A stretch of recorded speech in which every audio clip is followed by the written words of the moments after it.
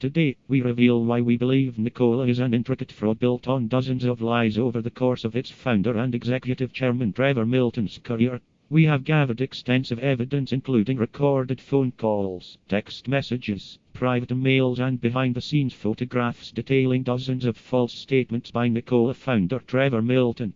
We have never seen this level of deception at a public company, especially of this size. Trevor has managed to parlay these false statements made over the course of a decade into a $20 billion public company. He has inked partnerships with some of the top auto companies in the world, all desperate to catch up to Tesla and to harness the EV wave. We examine how Nikola got its early start and show how Trevor misled partners into signing agreements by falsely claiming to have extensive proprietary technology. We reveal how, in the face of growing skepticism over the functionality of its truck, Nikola staged a video called Nikola 1 in motion which showed the semi-truck cruising on the road at a high rate of speed. Our investigation of the site and text messages from a former employee reveal that the video was an elaborate ruse. Nikola had the truck towed to the top of the hill on the remote stretch of road and simply filmed it rolling down the hill. In October 2019, Nikola announced it would revolutionize the battery industry.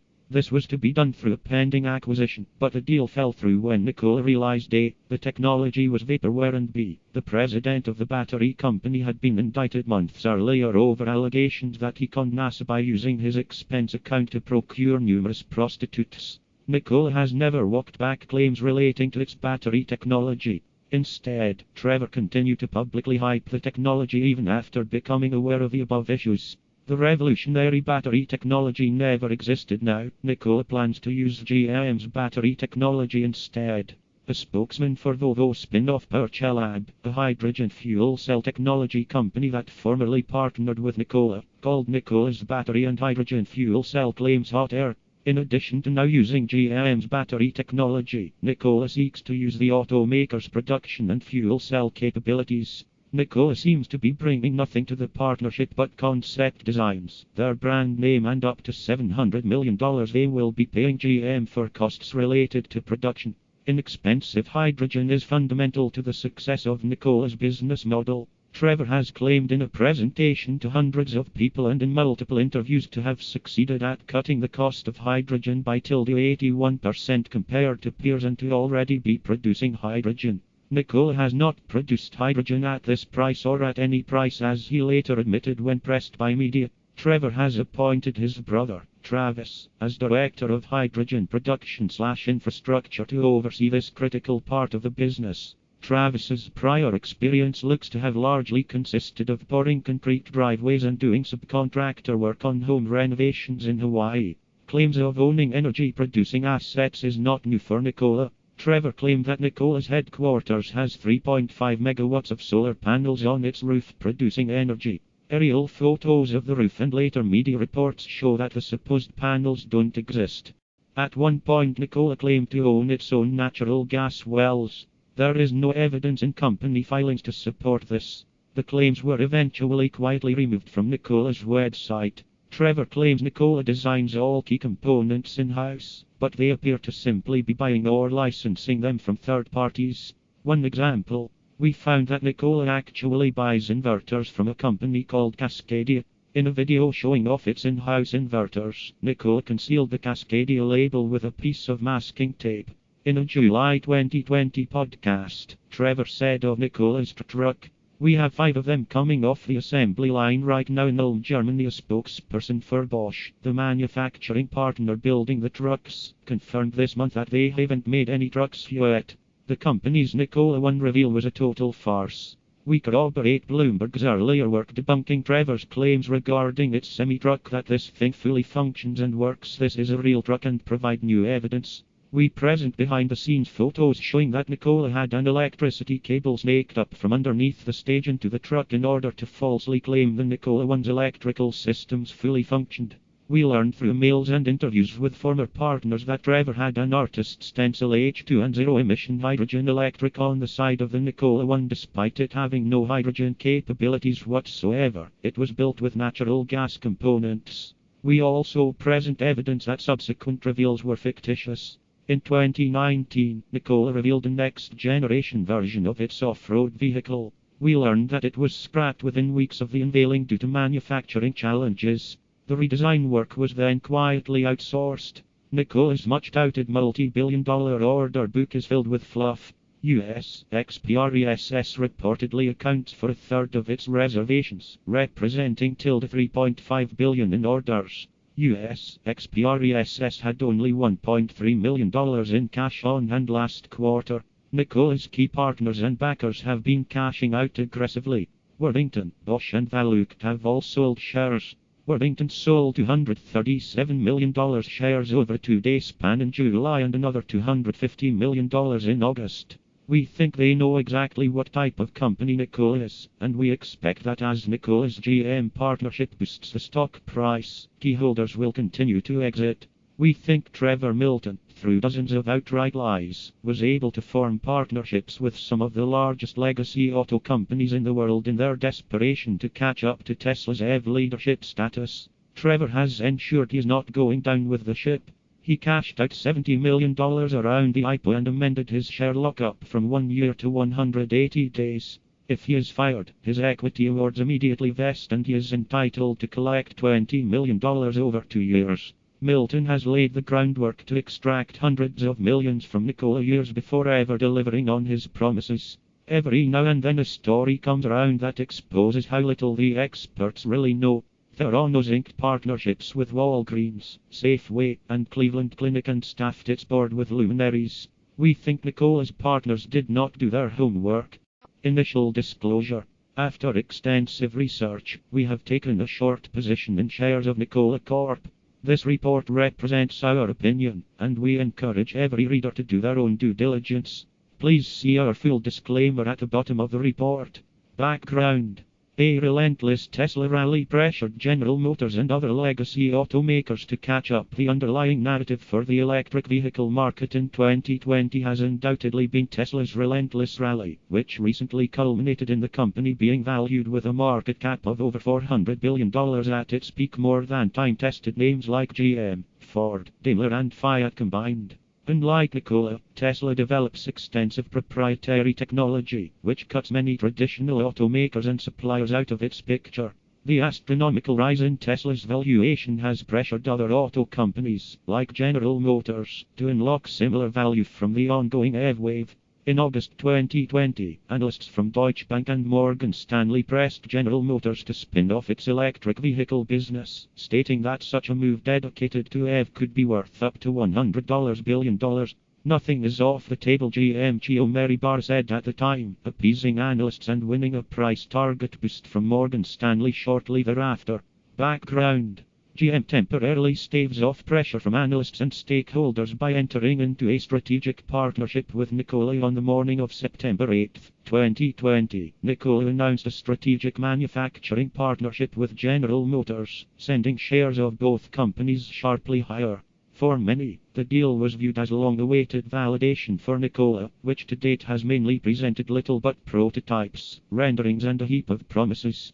After all, General Motors is one of the largest multinational auto manufacturers on the planet and has been in business for over 100 years. It has reach into every major auto market, including the US, Europe and China. Economically, GM gets $2 billion in stock and 11% stake in Nikola for non-cash contributions such as engineering and validating a truck for Nikola, $700 million in expense reimbursements, supply contracts and 80% of the EV credits, along with a host of outs. GM can begin selling shares before a single truck rolls off the line. Essentially, it's a free call option in a sexy EV story for General Motors. But why sign with Nikola at all? GM's CEO was asked on the day of the announcement what technology GM would get out of the deal. She couldn't name a single thing. The real value for GM seems to be branding. We believe the legacy automaker simply seeks to latch General Motors' storied name onto Nikola's charismatic founder and executive chairman, Trevor Milton. Trevor is perceived by many as a forward-thinking, fresh, visionary entrepreneur capable of rivaling Elon Musk's allure. But in GM's attempt to keep up with Elon Musk, who did they just get into bed with? Introduction. Who is Trevor Milton? I never deceived anyone. Nikola Executive Chairman Trevor Milton. What is the difference between a visionary selling a daring view of the future and a con artist? Tech founders are often accused of being overly rosy with their projections. Supporters credit such founders as having bold, forward-thinking plans, while detractors accuse them of knowingly selling unrealistic promises. While such debates among optimists and pessimists are common, most everyone can agree that there is a difference between being overly optimistic about the future and outright lying. Credibility is important for any management team, but this is especially true of a company like Nikola that has virtually no revenue and no shippable product. Given Nikola's market cap as of this writing, the company is a $20 billion promise of what it can achieve in the future. And Trevor Milton is as key man as it gets. Per Nikola's filings, Mr. Milton is the source of many, if not most, of the ideas and execution driving Nikola PG. 45. In Trevor's post-Q2 CNBC interview, he said he let Nikola's CEO and CFO handle the earnings call because he wanted them to feel like they have a voice in the company. August 5th CNBC, 3:34. What follows is a deep dive on the origins of Nikola Corp. And its founder Trevor Milton. What we found is that, for over a decade, instead of developing his own capabilities, Trevor has established an undeniable track record of taking from others and claiming technology as his own. He has quietly used off-the-shelf products from third parties while loudly claiming to have vast proprietary technology. Trevor would then leverage what he had and repeatedly mislead customers, partners, and investors in order to build his credibility and take his concept to the next level.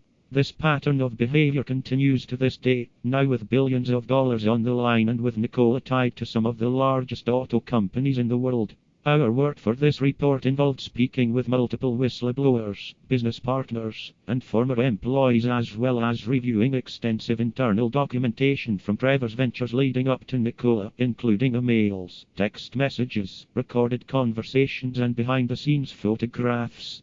Based on our findings, we believe Nikola is an intricate fraud built on dozens of lies over the course of its founder Trevor Milton's career, which he has parlayed into a $20 billion cloud of smoke and partnerships with some of the top auto companies in the world. Part 1. Trevor Milton's career path leading up to Nikola. November 2009. Trevor Milton launches Dibrid, Inc. with a partner, kicking off his EV trucking journey. It ended in litigation with allegations of misappropriation and false promises. After dropping out of college, Trevor Milton started an alarm sales company in Utah called St. George Security and Alarm. He eventually exited the business for $300,000. Our interview with its buyer indicated that Trevor overpromised, resulting in a total loss for the initial acquirer. We also interviewed Trevor's 50/50 business partner, who indicated he was led to believe the exit was much smaller, saying he ultimately received only $100,000 for his 50%. Following the alarm business exit, Trevor launched an online classified ads website that sold used cars, called Dupiller.com, which eventually failed. For more on both of these early businesses, see the appendix at the end of this report.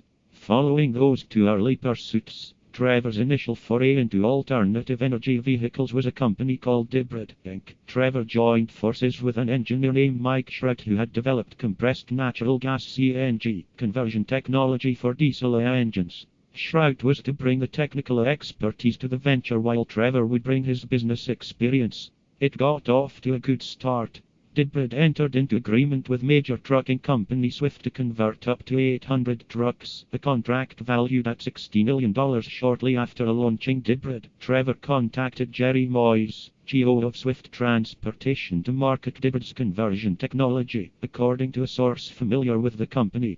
The team demonstrated the technology on a converted pickup truck to Moyes at Swift's Phoenix facility. Moyes was apparently impressed with the demo, and Swift eventually signed a development agreement, paying $2 million for a 9% stake in Dibrid, as well as extending a $322,000 loan to the company. The agreement, which we located through litigation records, called for the conversion of an initial 10 trucks for testing with a commitment to convert 800 trucks thereafter. Swift later sued, alleging the company delivered only 5 trucks that didn't work and that Dibrid's officers misappropriated capital for personal use. The deal immediately hit roadblocks, as Dibrid failed to deliver on its agreement. Swift filed a lawsuit in mid-2012. A subsequent amended complaint alleged that only 5 trucks had been delivered instead of the promised 10, that the performance of the trucks didn't live up to the initial promises, and that capital had been misappropriated by Dibrid's officers. Part 1. Trevor Milton's career path leading up to Nikola. November 2009. Trevor Milton launches Dibrid, Inc. with a partner, kicking off his trucking journey. It ended in litigation with allegations of misappropriation and false promises. After dropping out of college, Trevor Milton started an alarm sales company in Utah called St. George Security and Alarm. He eventually exited the business for $300,000. Our interview with its buyer indicated that Trevor overpromised, resulting in a total loss for the initial acquirer. We also interviewed Trevor's 50/50 business partner, who indicated he was led to believe the exit was much smaller, saying he ultimately received only $100,000 for his 50%. Following the alarm business exit, Trevor launched an online classified ads website that sold used cars, called Dupiller.com, which eventually failed. For more on both of these early businesses, see the appendix at the end of this report. Following those two early pursuits, Trevor's initial foray into alternative energy vehicles was a company called Dibrid, Inc. Trevor joined forces with an engineer named Mike Shrout, who had developed compressed natural gas (CNG) conversion technology for diesel engines. Shrout was to bring the technical expertise to the venture, while Trevor would bring his business experience. It got off to a good start. Dibrid entered into agreement with major trucking company Swift to convert up to 800 trucks, a contract valued at $60 million. Shortly after launching Dibrid, Trevor contacted Jerry Moyes, GO of Swift Transportation, to market Dibrid's conversion technology. According to a source familiar with the company, the team demonstrated the technology on a converted pickup truck to Moyes at Swift's Phoenix facility. Moyes was apparently impressed with the demo, and Swift eventually signed a development agreement, paying $2 million for a 9% stake in Dibrid, as well as extending a $322,000 loan to the company. The agreement, which we located through litigation records, called for the conversion of an initial 10 trucks for testing, with a commitment to convert 800 trucks thereafter. Swift later sued, alleging the company delivered only 5 trucks that didn't work and that Dibrid's officers misappropriated capital for personal use. The deal immediately hit roadblocks, as Dibrid failed to deliver on its agreement. Swift filed a lawsuit in mid-2012.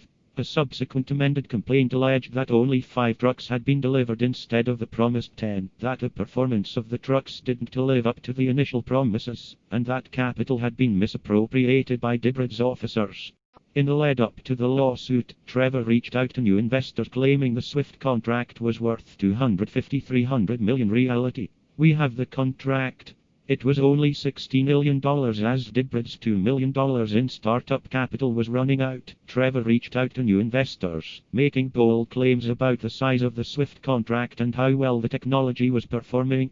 This includes an email to Anthony Burns, the former CEO of Ryder Systems, shown below. In the email, Trevor makes several claims that appear to be outright fabrications, based on litigation records and conversations with a former business partner. So far, we are saving Swift 38% on their fuel bill at the time. The Swift data showed savings of no higher than 24%. We have logged over 500,000 miles of data pulling 80,000 pound loads. These numbers were apparently similarly inflated. We have signed a $250 million plus contract with Swift.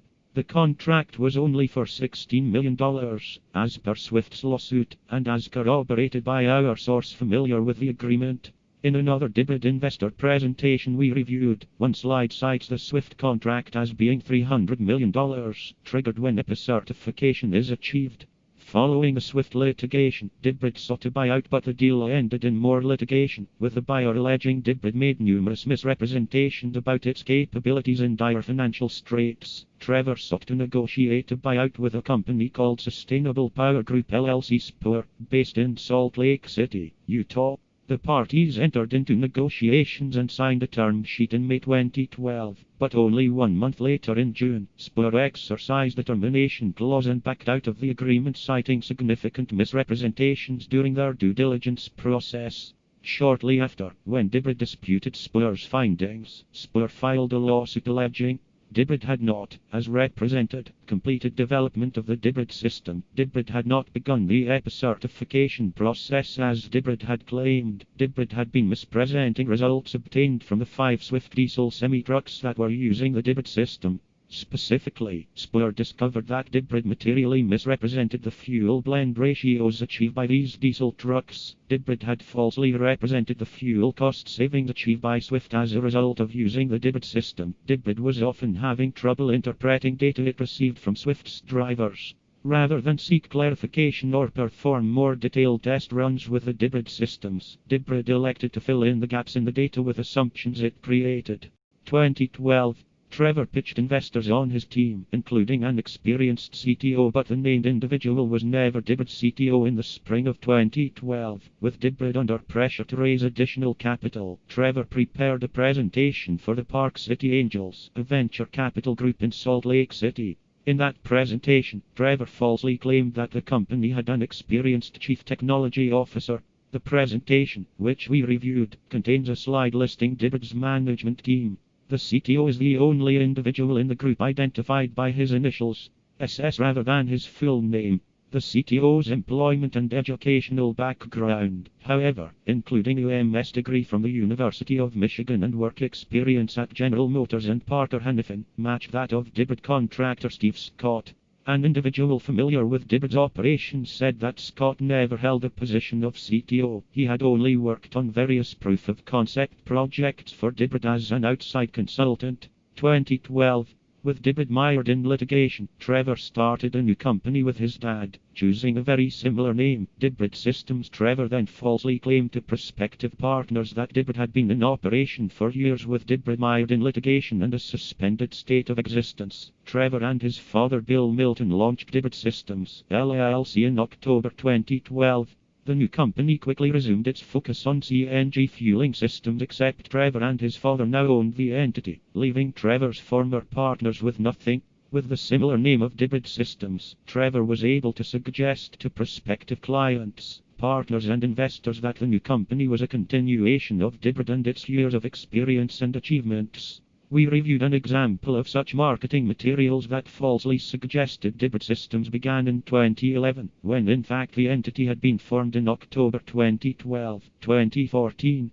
Dibrid Systems was then acquired by Worthington, a successful exit for Trevor. We learned from a former employee in a recorded call that Dibrid concealed potentially fatal product issues from Worthington in order to get the deal done. By 2014, Trevor had found a buyer for his new company, industrial manufacturing heavyweight Worthington Industries Niceware. Worthington paid $15.9 million for a 79.59% stake in the entity, valuing the entire company at $19.9 million.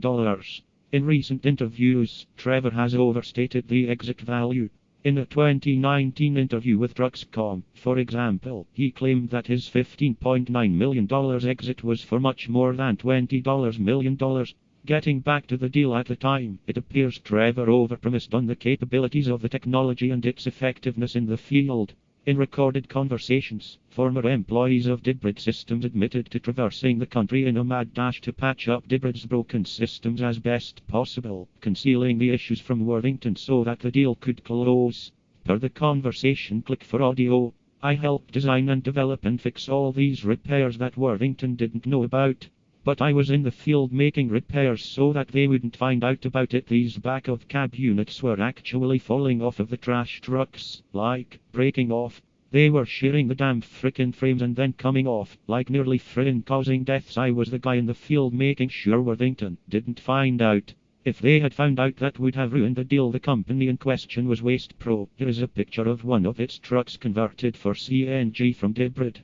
Using Worthington's credibility, Trevor then apparently made false claims about Nikola's proprietary technology in order to induce partners to work with him. According to former employees of EvDrive, they signed with Trevor based not only on his supposed leadership role at Worthington but also on the belief that Nikola, named Blue Agentech at the time, had advanced proprietary turbine technology that would make for a good fit with their own technology. Trevor represented that he had proprietary turbine technology in a contract signed with EvDrive in May 2015, which we've procured a copy of.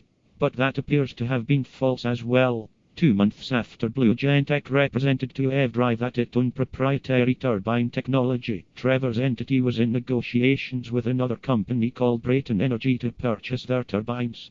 Once again, we have the email record to prove this. The turbine purchases were stated to be on behalf of Worthington, which Trevor was working with at the time. Trevor leveraged his Worthington role in addition to claims of having proprietary technology to draw in partners that could collectively help piece together parts needed for Nikola's first EV truck. As we will show later, the claims of having proprietary technology that is actually someone else's product appear to be an ongoing phenomenon with Trevor to this very day. December 2015. Worthington promptly wrote down the value of Dibrid assets about a year after the deal. Worthington identified problems with the Dibrid Systems acquisition and recorded a $2.3 million impairment related to the acquisition in Q4 2015. PG 53. The company further recorded a $1.5 million warranty-related expense relating to Dibrid in 2016. PG 3. As we detail in the appendix to this report, Worthington had a deep relationship with Nikola, which it now appears to be attempting to downplay and distance itself from. At one point, Nikola was a subsidiary of Worthington, and the close relationship gave Trevor enough credibility to cobble together several early partnerships. Part 2. Nikola 2016. After cobbling together truck parts with deceptively constructed partnership agreements, Nikola announced it would revolutionize transportation. Blue Gentech then became Nikola, and Trevor continued to line up supplier deals in an attempt to get the pieces together to assemble the company's first truck with third-party parts. According to former employees and partners working on the Nikola 1, the company's first proposed semi-truck, progress was slow. Nevertheless, on May 9, 2016, Nikola came out of stealth mode, announcing that it had developed a product that would revolutionize the field of transportation. The press release vowed to unveil the Nikola 1 in December, committing the company to an aggressive deadline. December 2016. The big Nikola 1 reveal. This truck is by far the most state-of-the-art truck ever built in history. This thing fully functions and works. This is a real truck. This is not a pusher reality. It was not a real truck and was, in fact, a pusher. By the end of the year, Nikola was poised to reveal its revolutionary new truck, the Nikola 1. In the months leading up to the presentation, a user asked Nikola whether the truck would be a design unveiling or a functional prototype. Nikola confirmed that it would be a functioning and fully built truck at event. At multiple points during a video recording of Trevor's presentation at the launch event on December 1, 2016, Trevor can be heard making it crystal clear that the Nikola 1 was a fully functioning truck.